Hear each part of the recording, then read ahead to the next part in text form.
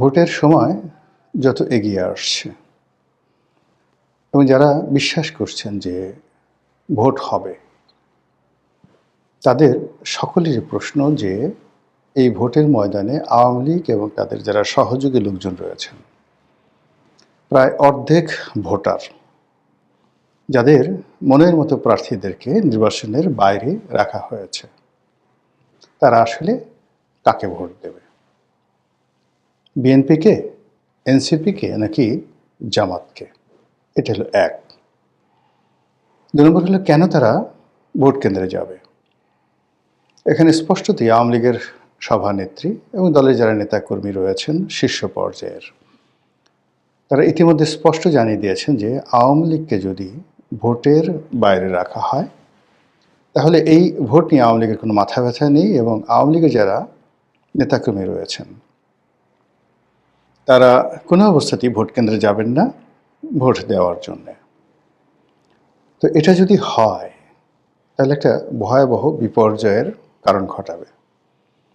এর কারণ হলো যে আমাদের দেশে এখন যেভাবে নির্বাচন হয়েছে, গত কয়েকটি নির্বাচনে, সেখানে ভোট কেন্দ্রে ভোটারের যে উপস্থিতি, এটা একটা বিরাট সমস্যা। আওয়ামী লীগ একছত্রভাবে তাদের সকল রাষ্ট্রীয় ক্ষমতা তারা প্রয়োগ করার পরেও 10%, 15%, 20%, মানে এক একটা নির্বাচনী এলাকাতে এক এক রকম ঘটনা, এবং কোনো কোনো জায়গাতে এমনও হয়েছে যে শতকরা 5% ভোটারও ভোট কেন্দ্রে উপস্থিত হয়নি বিগত তিনটি নির্বাচনে। আবার কোনো কোনো কেন্দ্রে 70% ভোটার উপস্থিত হয়েছে, যেখানে আসলে শক্ত প্রতিদ্বন্দ্বী প্রার্থী ছিল এবং হাড্ডাহাড্ডি লড়াই হয়েছে। তো সেক্ষেত্রে সামনের যে নির্বাচন, এটিকে যদি প্রতিদ্বন্দ্বিতামূলকভাবে শো করা না যায় ভোটারদের কাছে, এখানে সেই 5%, 10%, 11%, 12% এরকমই হবে, এর বেশি হবে না। আর কিছু কিছু জায়গাতে হয়তো 80% হয়ে যেতে পারে, যেখানে আসলে ভোটের মাঠটা ইতিমধ্যেই জমজমাট হয়ে পড়েছে। তো সমস্যাটা কোথায়? অতীতে আওয়ামী লীগ যেটা করেছিল সেটা হলো তাদের অনুগত প্রশাসন ছিল, মিডিয়া ছিল, এবং তারা ওই মুহূর্তে ভারত, আমেরিকা, ইউরোপীয় ইউনিয়ন কাউকেই পাত্তা দেয়নি। ফলে তার ইচ্ছামতো ব্যালট বাক্স ভরেছে, ইচ্ছামতো রাতে ভোট করেছে, ইচ্ছামতো বিনা ভোট করেছে, ইচ্ছামতো রেজাল্ট ঘোষণা করেছে এবং সবাইকে সেটা মেনে নিতে হয়েছে। কিন্তু এবার তো এটা 1% সম্ভব নয়। এটা করার সঙ্গে সঙ্গে ইলেকশন কমিশন সেখানে ভোটটা বন্ধ করে দেবে। তাহলে ভোটারের উপস্থিতিটা যদি নিশ্চিত করতে হয়, সেক্ষেত্রে আওয়ামী লীগের ভোটারদেরকে আনতেই হবে মাঠে। এটি এত কঠিন একটা বিষয় যে হিমালয়ের যে পর্বতমালা, সেটিকে যদি কাঁধে এনে বা ঠেলে, গুতিয়ে, ধাক্কা দিয়ে আপনার বাড়ির পাশে আনার কেউ চেষ্টা করে, ওটা যেভাবে কঠিন, একইভাবে এই ভোটের ময়দানে আওয়ামী লীগের যে 50% ভোটার আছে, তাদেরকে ছলে বলে কৌশলে ভয় দেখিয়ে, টেনে হিসড়ে, প্রলোভন দেখিয়ে, হোয়াট এভার মেবি, আপনি যেটাই বলেন না কেন, ভোট কেন্দ্রে আনা ওই রকম কঠিন একটা বিষয়। এটা হলো আমার ব্যক্তিগত অভিমত।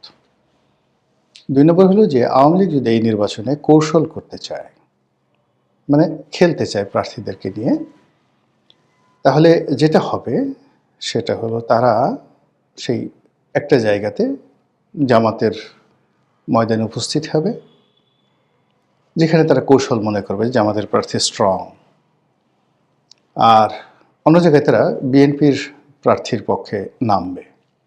জনসংখ্যা বড় হবে এবং প্রার্থীদেরকে মাথায় তুলে নাচবে, মনে হচ্ছে যে প্রার্থী তারা জিতে গেছে। কিন্তু শেষমেশ তারা ভোট দিতে আসবে না, যাবে না, বা ভোট কেন্দ্রে ঢুকে তারা ব্যালট পেপার নষ্ট করবে এমনভাবে।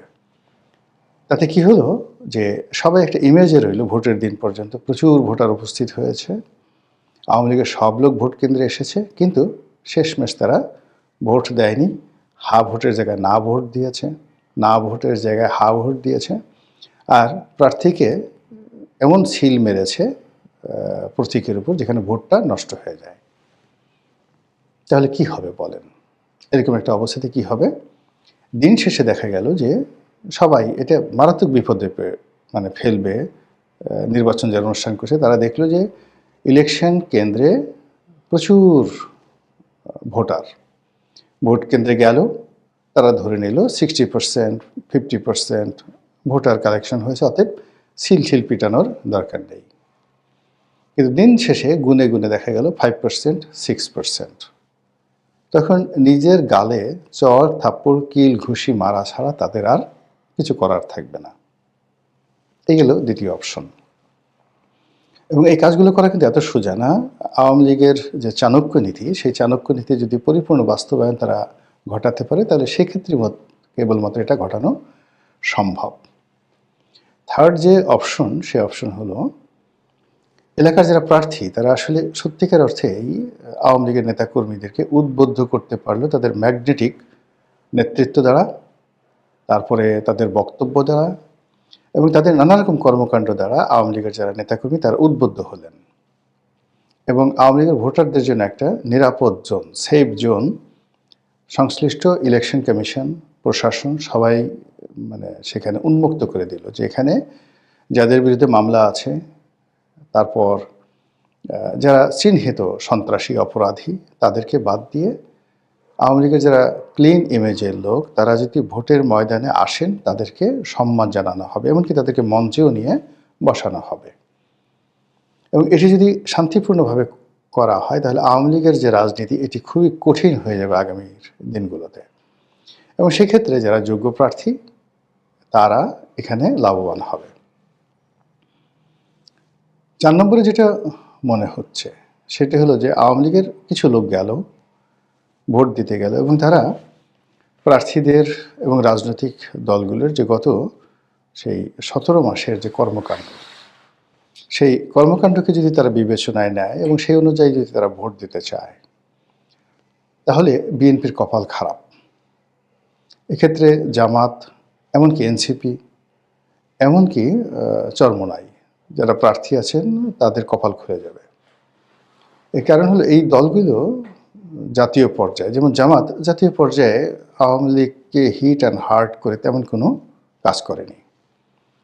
তারপর যে সকল মব হয়েছে সেগুলো মব হয়েছে, সেই মবের জন্য পরোক্ষভাবে জামাতকে দায়ী করা হয়, কিন্তু প্রত্যক্ষভাবে এর সঙ্গে জামাত ছিল এটা লোকজন দেখেনি। কিন্তু সে তুলনায় পথে ঘাটে, মাঠে, হাটে, বাজারে যদি মবের হিসাব করা হয়, কারা বেশি মব করেছে, কারা চাঁদাবাজি করেছে, কারা আওয়ামী লীগের নেতাকর্মীদের বাড়িতে হামলা করেছে, মামলা দিয়েছে এবং তাদের ব্যবসা প্রতিষ্ঠান দখল করেছে ইত্যাদি, যে পথে প্রান্তরে যে ডাটাগুলো, তথ্যগুলো আছে, এগুলো যদি ভোটাররা বিবেচনা করেন সেক্ষেত্রে একটি বিশেষ দলের কপাল পোড়ার সম্ভাবনা অনেক অনেক বেশি। আবার অন্যদিকে মানুষের মন তো নরম হয়ে যায়। তো মানুষের মনকে নরম করার যে জামাতি কৌশল রয়েছে, সেই কৌশল যদি তারা কাজে লাগায়, তারপরে ভালো ব্যবহার করে, তাদেরকে আশ্বাস দেয়, ভরসা দেয়, সেক্ষেত্রে আওয়ামী লীগের যারা ভোটার তারা যদি ভোট দিতে চান, ভোটের ময়দানে রীতিমতো বিপ্লব হয়ে যাবে। এটাকে যারা ম্যাটিকুলাস ডিজাইন বলবেন বা অন্য কোনো কিছু বলবেন, এতে লাভ হবে না।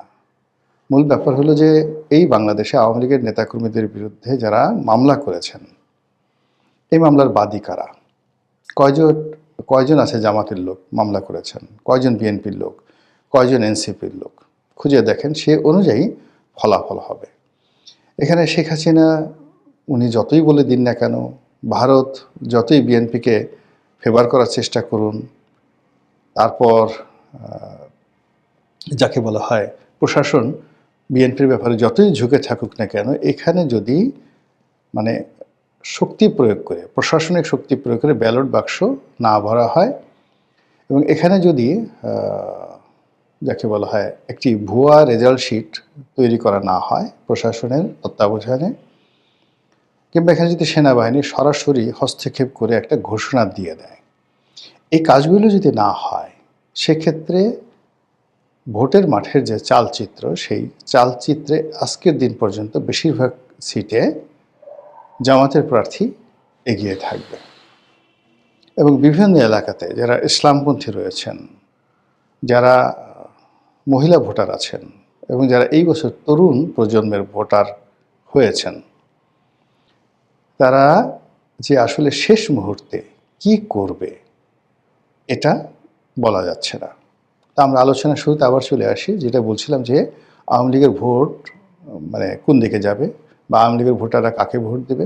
স্পষ্টতই বোঝা যাচ্ছে যে গত 17 মাসে বিভিন্ন এলাকাতে তারা যাদের দ্বারা জুলুমের শিকার হয়েছে, অত্যাচারিত হয়েছে, যে সকল চাঁদাবাজ চিহ্নিত সন্ত্রাসী তাদের বাড়িঘর লুটপাট করেছে এবং এলাকাতে দাপিয়ে বেড়াচ্ছে, তাদেরকে আওয়ামী লীগের লোকজন ভোট দেবে না।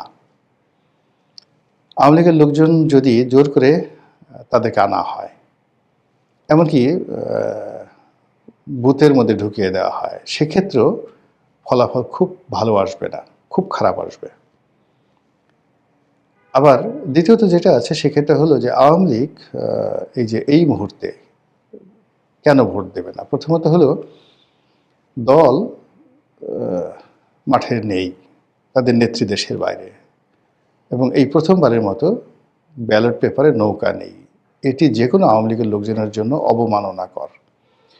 ফলে তাদের যদি মানে পিত্তি থাকে, আমরা বলি না যে লাশ শরম থাকে তোর পিত্তি নেই, তো পিত্ত থাকে বা পিত্তি থাকে, তাদের যদি ন্যূনতম চেতনাবোধ থাকে, মর্মবোধ থাকে, মানবিক বোধ থাকে, তাহলে এটাকে তারা একটা অপমান হিসেবে মনে করবে, এই জন্য তারা ভোট দেবে না। আবার উল্টোটা হতে পারে, কেন ভোট দেবে? এখানে এক নম্বর হতে পারে যে তারা মনে করতে পারে যে আসলে আওয়ামী লীগ খারাপ করেছে, এই জায়গা থেকে তাদের বের হয়ে আসতে হবে, শেখ হাসিনা ভালো কাজ করেনি, এই বোধ যদি আওয়ামী লীগের নেতাকর্মীদের মধ্যে আসে, তারা ভোট দিতে পারে। আরেকটা দিতে পারে, সেটা হলো যে যেভাবে অতীতের সংখ্যালঘু সম্প্রদায়দেরকে জিম্মি করে ভয় দেখিয়ে মানুষ ভোট আদায় করেছে, ঠিক এইবারও একই কায়দায় সেই ব্যবস্থা করা যেতে পারে। তাদেরকে ভয় দেখানো হতে পারে এবং সেইটা ভয় দেখিয়ে আসলে আওয়ামী লীগের যদি সেই নিজেদের ভোট 30%, অন্যান্য মিলিয়ে আরও 15%, 50% ভোটের একটা অংশ আনার চেষ্টা করা হতে পারে ভয় দেখে, কিন্তু এটা ভালো ফলাফল আনবে না। এটা হয়তো 2%, 3% লোকের জোরাজুরি করে আনা যেতে পারে, কিন্তু বদনাম ছড়িয়ে পড়বে, সিরিয়াস বদনাম ছড়িয়ে পড়বে। এবং আজকের দিন পর্যন্ত ভোটের যে মাঠ, সেই মাঠে জোরাজুরি করার কোনো স্কোপ নেই। এখানে নেতাকর্মীদের মধ্যে, প্রার্থীদের মধ্যে উত্তেজনা আছে, প্রতিযোগিতা আছে, কিন্তু ভোটারদেরকে ভয়ভীতি দেখানোর মতো অবস্থা বর্তমান প্রশাসনের আন্ডারে, সরকারের আন্ডারে এখনো পর্যন্ত আমরা সেটা দেখিনি।